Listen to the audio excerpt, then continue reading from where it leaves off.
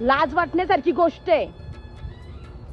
ह्या 7-8 वर्षात काय झालं सांगू का तुम्हाला गोष्टी.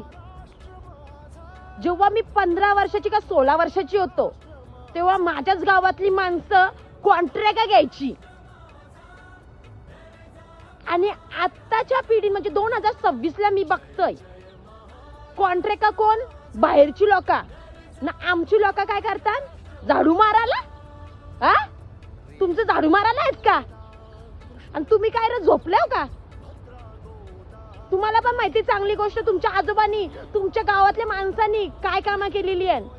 स्वतः कॉन्ट्रॅक्ट घ्यायची ना. आता या साईडच्या कंपन्यांच्या बाहेरची लोक कॉन्ट्रॅक्ट घ्यायला लागले. कारण तुमच्या बापाच्या जमिनी आहेत का? आमच्या बापाच्या जमिनी आहेत. तुम्ही कॉन्ट्रॅक्ट घ्यायला, हे कर्म इथंच आहे, लांब नाही. तुम्ही आपली माणसं का रे, तुम्ही काही झोपले हो का? ती लोक कॉन्ट्रॅक्ट घेतात, तुम्ही काय रे, तुम्ही एक दिवसाचं पेंड फुगवताव का? हा, अरे पिऊन सगळा मुतून जातय. राग आला तरी चला माझ्या बोलण्याचा.